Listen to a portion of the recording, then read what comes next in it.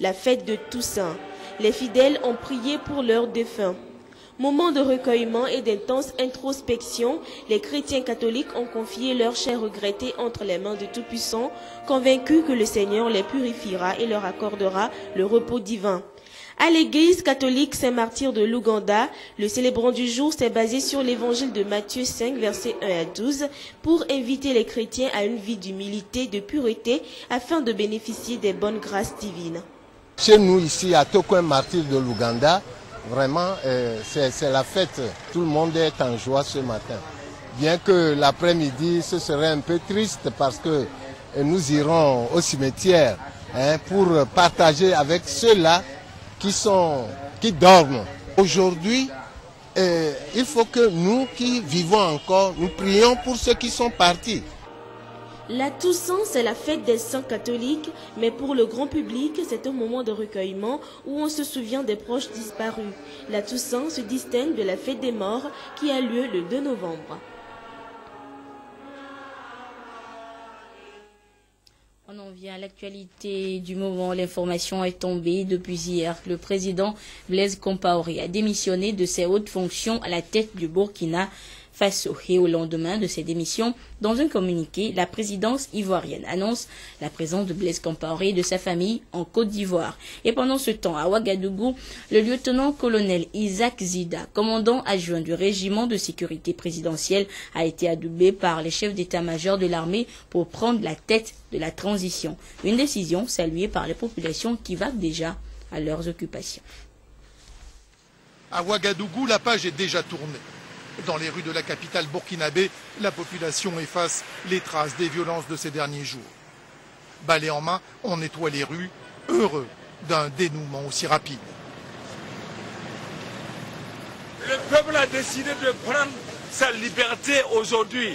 Et ils ont décidé encore de sortir aujourd'hui le premier pour balayer la poussière.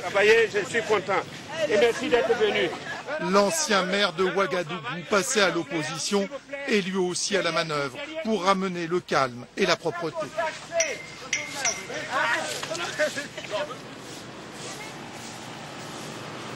La circulation a repris, les magasins ont ouvert.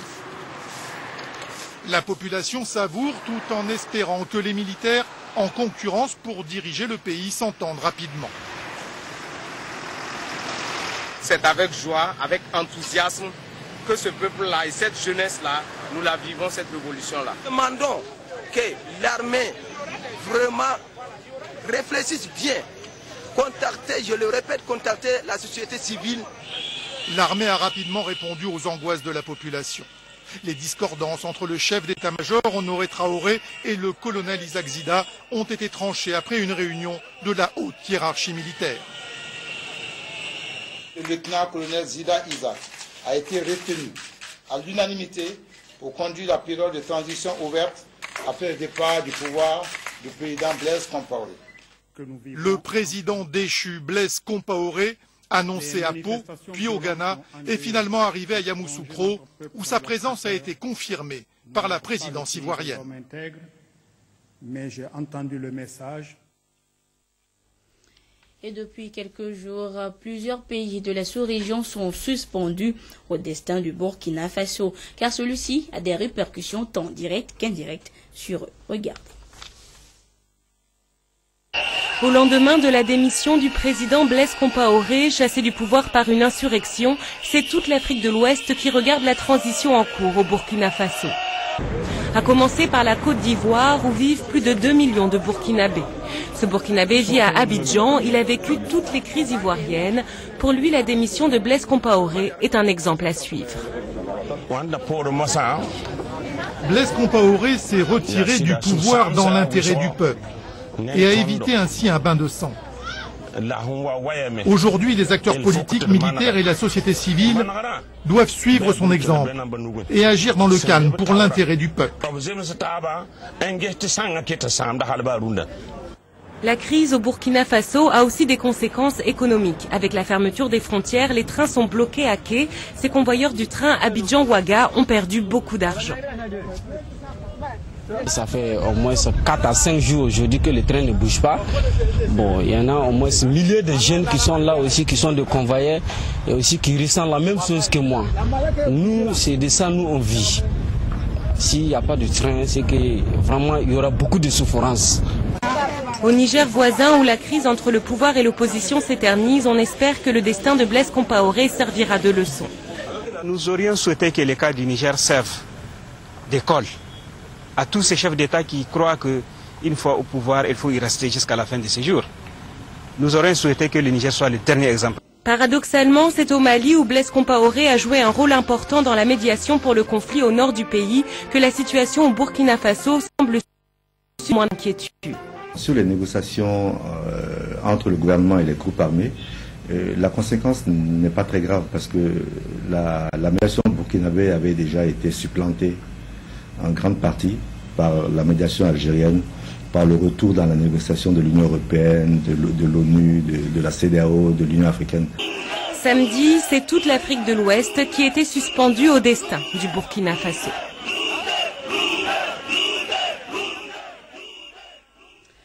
En page nationale, la campagne de vaccination contre la poliomyélite débutée hier s'est poursuivie ce samedi sur toute l'étendue du territoire national.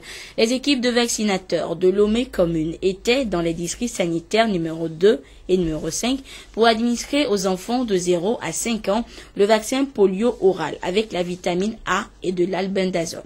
Le point de cette deuxième journée de vaccination dans ce reportage signé Sonia Aminikpo et Clarisse Atikley. Le porte-à-porte a été privilégié tout au long de la 13e campagne nationale de vaccination contre la poliomyélite. Dans les ménages, c'est la satisfaction totale d'avoir la visite des agents vaccinateurs. Nos enfants ont besoin de vitamines et s'ils sont en bonne santé, c'est également une bonne chose. Pour ce deuxième jour, les quartiers des districts sanitaires numéro 2 et 5 de Lomé commune, à savoir Bekota et Kakaveli, ont été sillonnés par les agents vaccinateurs.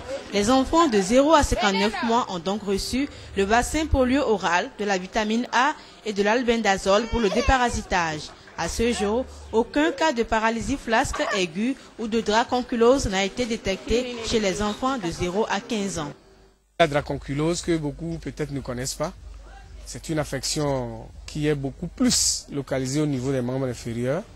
Nous n'avons pas trouvé pour l'instant. Cette campagne, qui est à sa première phase, prend fin ce dimanche 2 novembre. La deuxième phase aura lieu en décembre prochain. Les agents de santé et d'information sanitaire catholiques renforcent, eux, leurs compétences en matière de prévention et de lutte contre la maladie à virus Ebola. Ils s'approprient des normes d'hygiène adéquates pour contrer cette maladie qui a déjà fait plus de 5000 victimes. Nancy Chana. Les agents de santé issus de la confession religieuse catholique s'informent sur les mesures préventives de la fièvre hémorragique à virus Ebola. Une initiative de l'Organisation de la Charité pour un développement intégral avec le soutien de la Croix-Rouge togolaise.